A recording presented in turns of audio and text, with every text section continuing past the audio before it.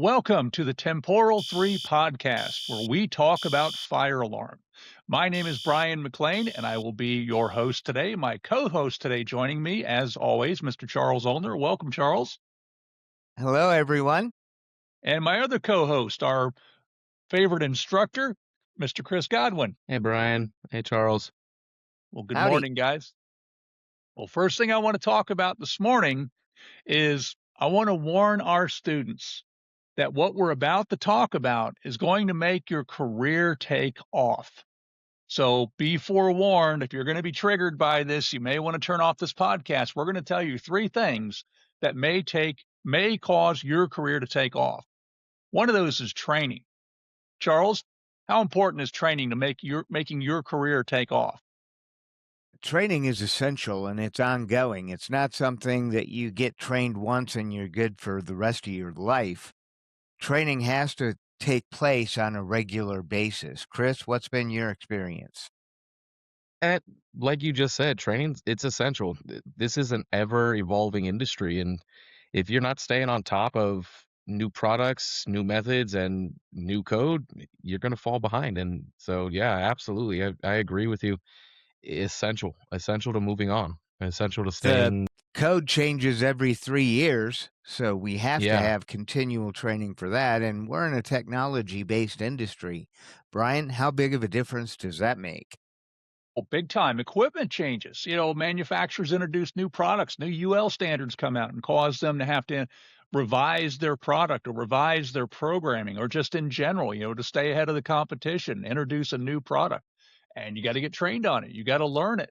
And as Charles said too, the codes. Every 3 years, the codes change. So knowing what the current code requirements are, particularly when your AHJ adopts those new code requirements, is really, really important. Yeah, I As an definitely feel. example, Brian, how long ago did you get your NISET certification? A long, long time ago, back in the 1990s, the exam was Are the very codes different back then. then the same as today? No, they are not. Different codes, different exam. Yeah, things have changed a lot in the past couple of years, especially. I've seen very rapid changes in the code. Chris, what have you noticed in code changes? They just in the last 3 years or so, looking at 72, things are just a lot of things have been added and things have been just changed up. I mean, you look at battery calculations just from 2019 to 2022. It's you factor in the additional things are being removed, and if you're not staying with it, you're falling behind. You're falling way behind on it. So yeah. And Absolutely. training is the key to that. Oh yeah. Absolutely. You gotta train on the new product. You gotta be ahead of the people that are coming into the field that are learning it with you. You gotta stay ahead of them. Yep, that's it.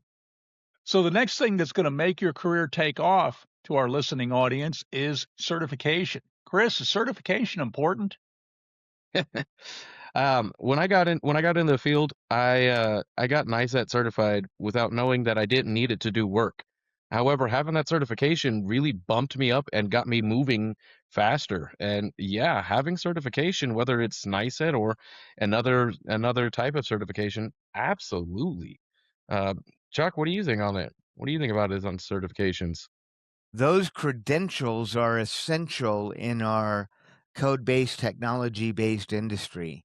And sometimes it's a job requirement. You can't get hired unless you have it. Sometimes it's project requirements. You're not eligible to even bid on a project unless you have certification. Brian, I'm sure you've seen that.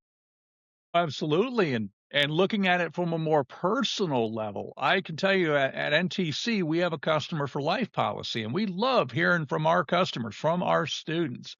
And I have heard from students that got certified, came in, weren't certified, got certified, ended up getting promotions within their company, getting job offers outside of their company, all because they advanced their certification. It created more opportunities. And project wise for the companies, yeah, having an educated workforce, having a certified workforce opens up even more opportunities. Well, the next One of the thing, things that I look. go ahead, Oh, Chris. sorry, Go Brian. I ahead. didn't mean to cut you off. Go ahead. One of the things that I look at with certification is you can never have too many. You can never have too many certification. You know, s there's a rumor that there's this thing called being overqualified.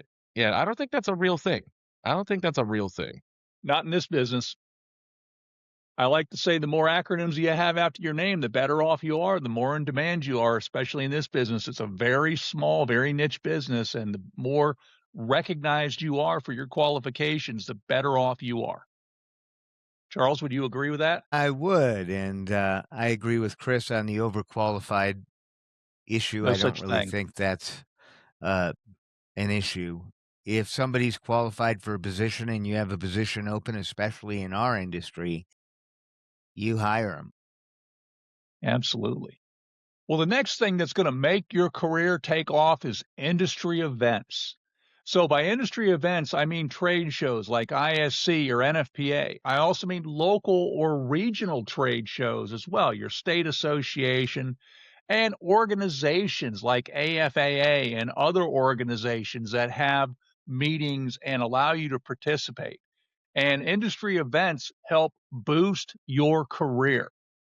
Charles, how would industry events help boost someone's career? Well, it's all about who you know. And mm, uh, what you know is important, and we can see that in certification. Who you know is important as well, and getting that through participating in industry events is an essential part of anyone's career. Getting out there, being a part, engage in your industry, it's all really, really critical. We have an event every year in November in Las Vegas. Chris, talk about that. Are you talking about our national training conference? Of course. We Our national training conference. I like going to it. It's awesome. Uh, you get to meet more people, and in this industry, the more people that you meet, the more that your name's out there, it's going to help drive you forward. No matter if it's you're just a technician or you're working as project management, you're learning more. Being out there and getting to meet more and more people is huge. This is how you grow, and one of the big things with our conference, the NTC National Training Conference that we put on every single year out in Las Vegas, is that, hey, you're going to come in, you're going to learn a lot, but you're also going to meet all these other people to start networking with. And the more ties that you have with more people, you're going to be able to get more jobs and be able to reach out and get more answers. Brian? Absolutely. I was a fly on the wall and heard a lot of conversations amongst our students at this event, exchanging business cards, exchanging contact information, talking to each other about projects. And as Charles said and Chris said, it's not what you know, it's who you know. Well, I mean, it is what you know to a large degree, but it's who you know is a really big part of it. We are a small business, a small industry, and connecting with people that have common goals as you, particularly attending things like the national training conference. That's the really serious training people, the people who are really serious about this business. And if you're serious about the business, you're there to meet other people who are serious about it. You're going to make some great connections. All right, well, let's talk about code. This is the code section of our program. So one of the code requirements that I want to talk about is impairments and deficiencies. Chris, there was an interesting change in NFPA 72 in the 2025 edition for notification of impairments. What was that change? A notification of impairments, they have changed the time frame for which if you have an impairment, it is no longer that the building owner needs to be notified in 24 hours. It's 8. It is changed to 8 hours. And that's a big difference. That's a big difference in time. In my personal experience with it, that wasn't the company that I worked for. We had almost a direct line with the customer on that, but there are a lot of times that we've been talking to other people that it's like, "Well, yeah, we get around to it." You get around to it? No way. Charles? Well, It's a I'm still trying to figure out if Brian is impaired or deficient. I know one of those has to apply. little Hey, bit, he a still little bit works. from column A, a little bit from column B. You see, uh, that's a big deal. Those words have specific meanings. And Brian, why don't you tell us what an impairment is? Yeah, so an impairment is a device or a system that does not function. Now, you could have an impaired device.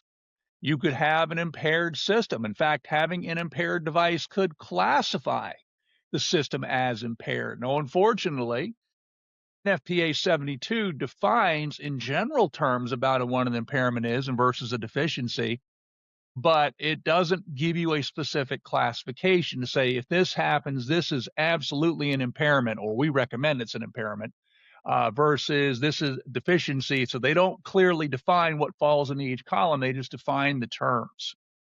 Chris, what's been your experience with that? Before I answer, Charles, you wanted to say something? I was just going to say, Chris, what is a deficiency? So Bryan hit that. There you go. Right. Bryan already hit on the deficiency part. I hit on the impairment.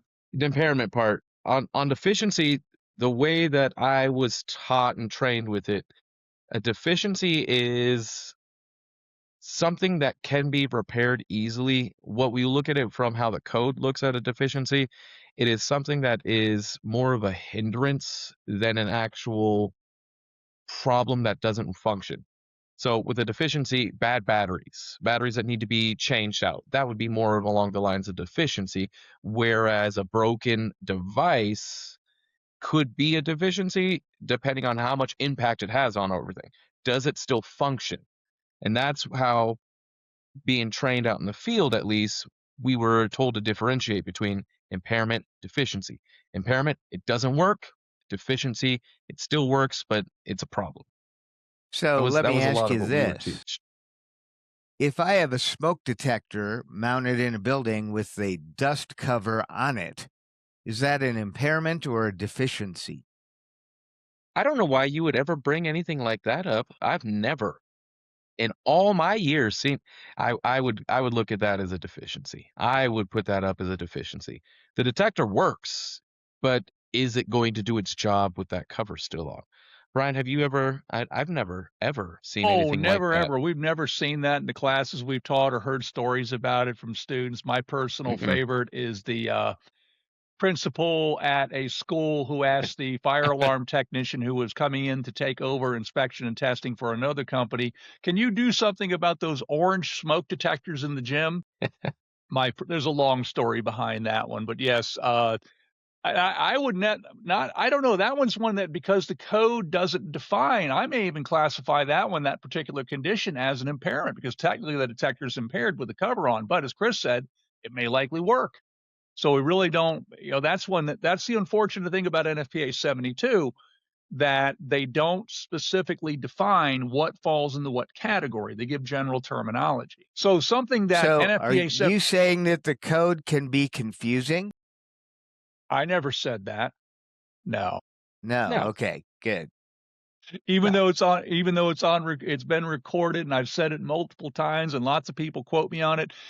Absolutely, the code is confusing and unclear a lot of times. That is just the nature of the beast, unfortunately. So one thing that NFPA 72 added in recent editions, I believe it first came in 2022, maybe it was 2019, is Annex I for color-coded tagging systems. And the color-coded tagging system is something they modeled after NFPA 25. Now, a lot of y'all saying to yourselves, well, that's the sprinkler guys code. That's the INT of water-based systems. That's what the sprinkler guys do. But you know what? Fire alarm people, sprinkler people do inspection and testing, particularly documentation and things like impairments and taggings, a lot better than we do. They are much more evolved in that category. So it requires a 3x3 tag attached to the control panel, and that tag is permanent, and the others are removable, but they have different tags for different things. Chris, you want to talk about the different tags from Annex I? Oh, yeah. So you got different tags for different things, and this was factored into 2025. And like Bryan said, they modeled a bit of this off of the sprinkler code. You've got tag for the installation. You've got tags for inspection and testing. You've got tags for service, deficiency, impairment. These are going to be the tags that you have access to, or that the code is saying, hey, this is what we're looking to move towards. Now, it's annex material, so it's not going to be 100% enforceable, but absolutely, you got a different tag for everything. Your installation tag stays on the system for the entire life of the system. It is never removed. Your other tags, they can be removed at certain times. It just all depends on what tag. So for example, if you have a deficiency tag, once the deficiency out in the field has been repaired, they take them off. They're able to take them off. I like that they're adding a tagging system in this kind of framework. I like that about this. A lot of techs are not so big on it, but I think this is actually a really good idea. Charles, what are your thoughts on the whole on adding these tags and having multiple types? Thrilled that there's finally some guidance on this because the code hasn't really addressed this in any way, shape, or form in the past. So having some guidance is a good thing. And, this is annex material. Is it a code requirement, Brian?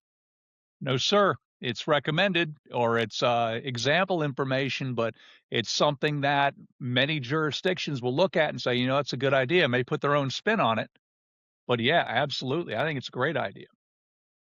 Charles, I'm kind of disappointed that you're not speaking more enthusiastically about tagging because with your military background and mine having known you for about 30 years, 20 plus years, I know that you're very, very regimented. And I would have thought you would be all over tagging. You would love tagging because that provides a regimentation to the way things work. Well, I definitely agree with that. And I think a deficiency tag would be appropriate for you. Yes, impairment tag actually, net permanent, never to be Chris, removed. I think you need a services required tag. I'm not sure. Yes, yes, I do. Well, the next thing I'd like to talk about is interesting stories from the field that we've had with recent classes. So, Chris recently taught a class for one of our customers, a nice fire alarm class, and had some interesting um, thoughts about it. And I was also fortunate to be able to teach a couple classes since Chris was out teaching. He let me teach a couple of the virtual classes. He normally doesn't do that. Normally, he wants to take all the classes because he loves instructing. Chris, you go first. Tell us about your experience with that class. So I was teaching this class for a company that they're not all in the same location. So they had to bring in their students, they had to bring in their employees.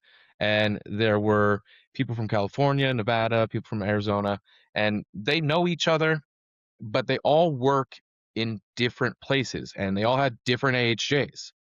And what was one of the things that even if working under one company was just kind of like, oh yeah, this is a thing, each one of them had different requirements where they were doing work because of the AHJ. And that is one of the things that every time that I see a class and I've got multiple people, we talk about here's what code says, and all of a sudden I get five different responses. Well, that's not what it said, and that's not, and it's so it's very interesting for me to see how different jurisdictions handle code and how it's interpreted. So seeing all these guys from one company that are like, no, no, no, that's you're doing it wrong. Well, I mean, yes, but no, but also yes. That was, seeing that is one of those really just it's interesting. And I think the impairment and deficiency tagging stuff really plays into that. One AHJ may want it done a certain way, somebody else may want it done differently. Some may not want it done at all. Yeah, I can tell you, you know, the company that I had worked for when I was still out in the field, we were under scrutiny a lot. So everything was an impairment. Everything was an impairment. Let's not deal with it because there was not that hard defining from the AHJ of impairment deficiency. It was, hey, work, does it? Okay, it's going to be a deficiency. It doesn't work, it's an impairment. Yep. Well, I had the recent opportunity of teaching our inspection and testing of fire alarm systems virtual class. And that class I really find interesting because for the bulk of my career, I've been a desk jockey, not a disc jockey, but a desk jockey.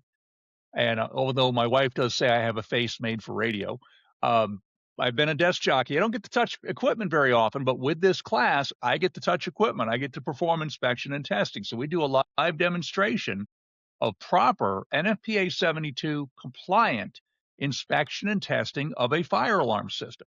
And it's always very eye opening when we do this, when we talk about this, and some of the things, some of the misconceptions that people have from the field. And one that comes up quite frequently is magnet testing. And unfortunately, a lot of people are under the impression that using a magnet to test a smoke detector is considered a functional test of a smoke detector. Would that be correct, Chris? Is that an acceptable way to functionally test a smoke detector? If we're talking code, no. But going back to with AHJ requirements, I've had a lot of students come in and say, "Oh, that's how my AHJ wants us testing it, is with the magnet." Well, That part blows my and the mind. AHJ's job is to enforce the minimum requirements of the code. Yeah. A functional Yeah. test with a magnet, that's falls outside the minimum requirements of the code. Brian, would you agree?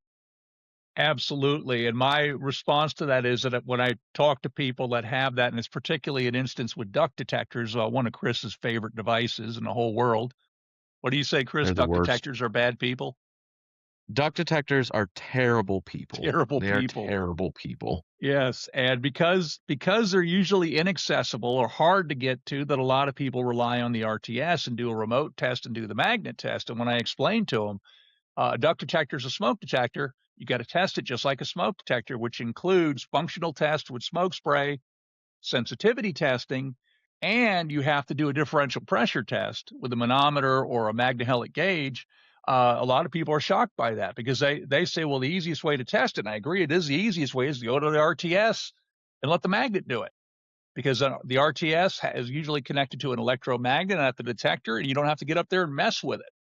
But that is not code compliant. And back to Charles's comment, my response to that would be, if the AHJ says magnet testing is okay, well, that's great, Mr. AHJ or Miss AHJ, but you know what? I'm going to go a step beyond that and actually perform a functional test too, because I want to make sure smoke will enter that detector and actually make that detector go into alarm. Yeah.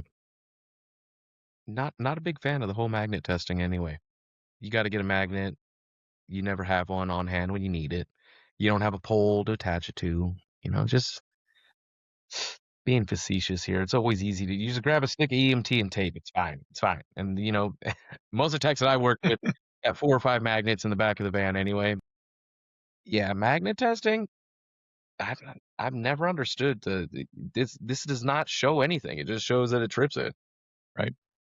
Well, unfortunately, the requirement of the prohibition for it is buried in table 14432 of NFPA 72 all the way at the end. I wish they'd move it further into the table and make it very clear, but they do put it at the end of the table as explanatory material. But anyway, Charles, anything to add to that? No, I think you hit that magnet stuff really well, Brian and Yep. Chris.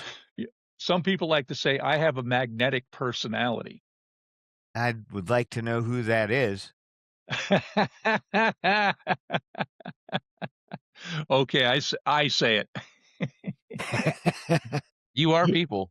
Smart people are saying I have a magnetic personality. Of I course, see. like I said, There and a you face go. maker for radio. All right. Well, that concludes this episode of Temporal 3. I'd like to thank my co-host, Mr. Charles Aulner, Mr. Chris Godwin. Appreciate the You're time welcome. again, guys. And we hope to see you all, our listeners, on our next edition of Temporal 3.